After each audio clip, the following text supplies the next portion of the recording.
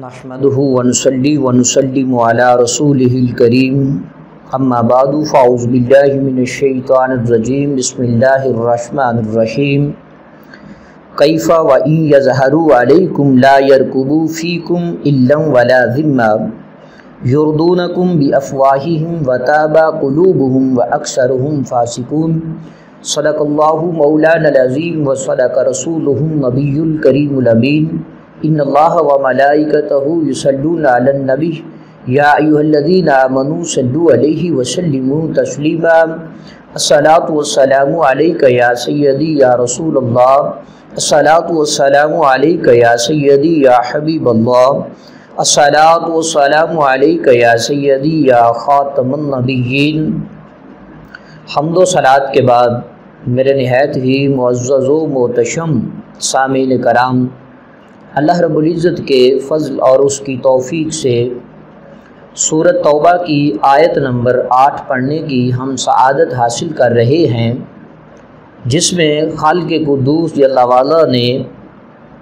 مشرکین کا ذکر فرماتے ہوئے ارشاد فرمایا کہ وہ اپنے عہد کو کیسے پورا کریں گے۔ خالق قدوس جل وعلا نے ارشاد فرمایا کیف وإن یظہروا علیکم، بھلا کیسے ہو سکتا ہے حالانکہ اگر وہ تم پر غالب آ جائیں تو وہ لا یرقبوا فیکم الا ولا ذمہ، وہ تمہارے بارے میں نہ تو رشتہ داری کا لحاظ کریں گے اور نہ ہی وہ کسی معاہدے کا وہ خیال کریں گے۔ یردونکم بافواہہم وتابى قلوبہم، اور وہ اپنے منہ سے تمہیں راضی کرتے ہیں اور ان کے دل جو ہیں اس بات سے انکاری رہتے ہیں۔ وَأَكْثَرُهُمْ فَاسِقُونَ، اور ان میں اکثر جو ہیں وہ نافرمان ہیں۔ اس آیت مقدسہ کے اندر مشرکین کا ذکر کیا گیا ہے۔ خالق قدوس جل وعلا نے ارشاد فرمایا کیفا، کیسے ہو سکتا ہے، یعنی مشرکین جو ہیں وہ کیسے اس عہد کو پورا کریں گے اور کیسے وہ اپنے قول پر قائم رہیں گے، حالانکہ ان کا حال تو یہ ہے کہ اگر وہ تم پر غالب آ جائیں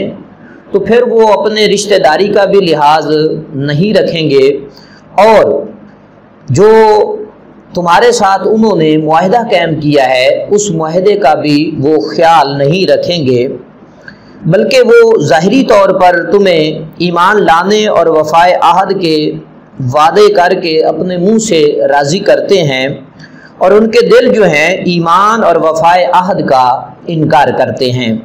اور ان میں اکثر جو ہیں عہد شکن ہیں، کفر میں سرکش ہیں، بے مروت ہیں اور جھوٹ سے نہ شرمانے والے لوگ ہیں۔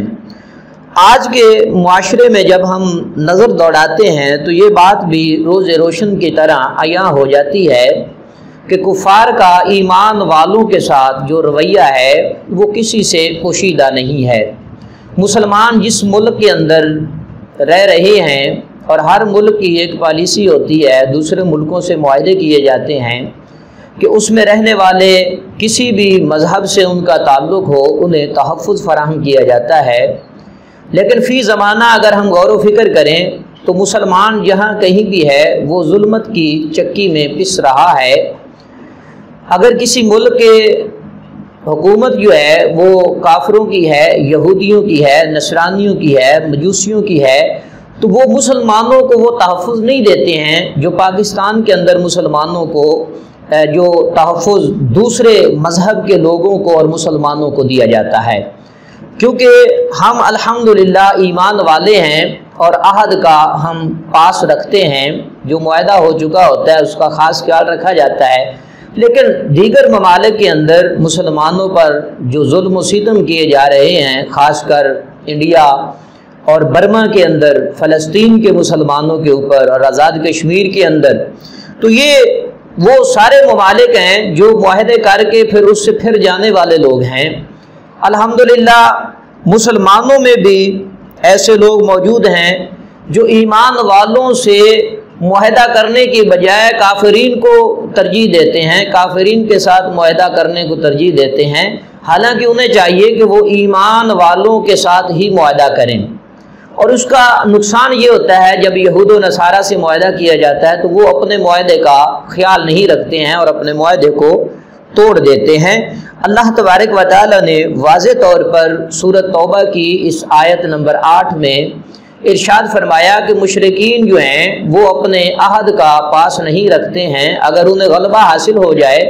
تو وہ تمہارے ساتھ اگر رشتہ داری بھی ہوئی تو اس کا بھی خیال نہیں کریں گے، لیکن اپنے مفاد کے بارے میں سوچیں گے۔